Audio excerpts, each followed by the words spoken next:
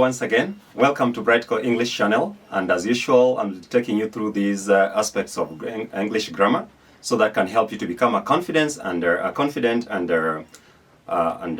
somebody who is ready to handle this English language perfectly. And as you know, that somebody who understands the rule of the game will always play very well, and that's why if you understand the grammar you'll always get the language very, very well. Now, in our previous episode, we looked at the types of nouns, and we looked into details the abstract nouns. So today we are going to continue with the concrete nouns. And if you remember when I concluded that lesson, I said very well that we have got 4 types of concrete nouns. And these one are the proper nouns, the common nouns, the compound nouns, and the collective nouns. So let us look at them one by one. We start with the proper nouns. So the proper noun, as the name suggests, something that is proper, meaning something that is in order.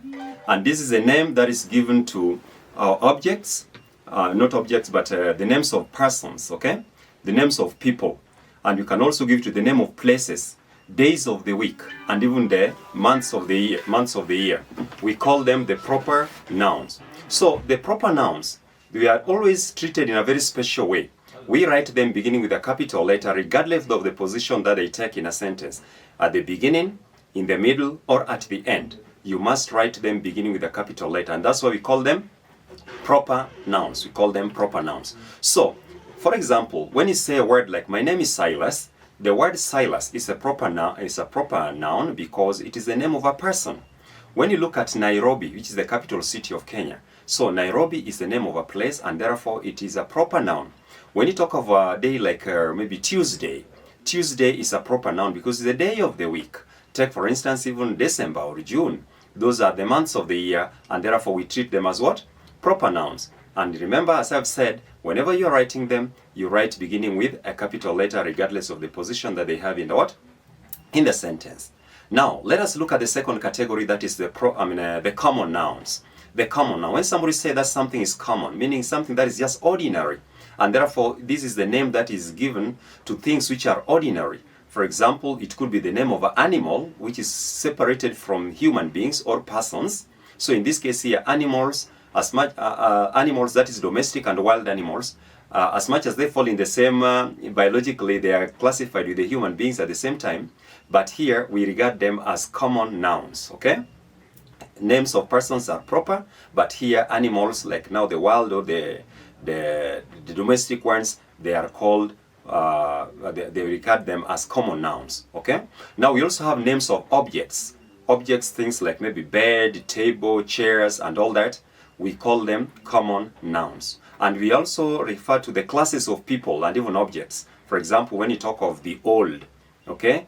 When you talk of the parents, when you talk of father, you talk of grandfather. So those are classes of categories of people and even objects. So we regard them as common nouns. Now, look at in this case when you say cow. Cow is an animal, so that is a common noun.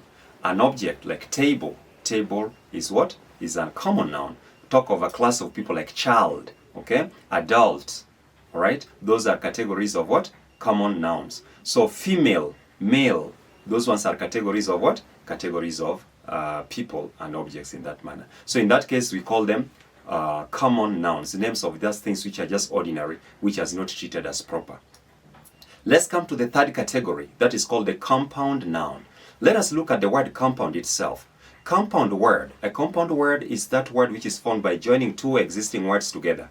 Okay? So when you take a particular word, you join with another word, you come up with a compound word. And as such, we call it compound word. So in this case, when you talk of compound noun, this is where you have 2 existing words, you put them together to come up with what? With one name. And that name refers to an object. For example, when you say a word like class and you combine with room, these are 2 existing words which mean different things altogether, but you put them together, they'll come up with the word classroom.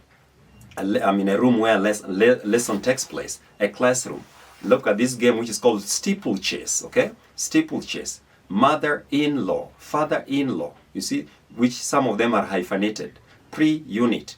So you can see in that case whereby we are combining 2 or more words to come up with one name. We call that one compound nouns.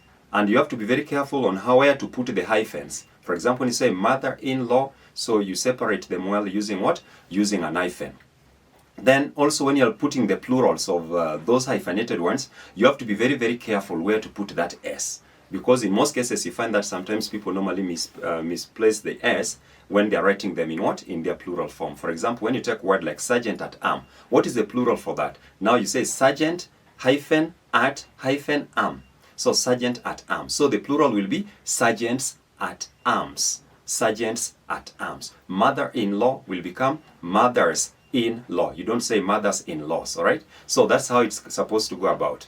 Let's look at the fourth and the last categories of the concrete noun. That's we call the collective nouns. And as we looked at the compound, here collective means things which are put together. To collect things simply mean to put together. So when you talk about the collective noun, we simply refer to that name given to several things put together so that they form one name. And these are things which are regarded as one unit. For example, when you talk of furniture, the word like furniture, so you find that the word furniture is a collective term referring to that wooden objects that we have around. For example, you talk of the bed, you talk of the chair, you talk of the table, the desk, and all that. Those things which are made of wood. So we call them the furniture. Talk of fruits.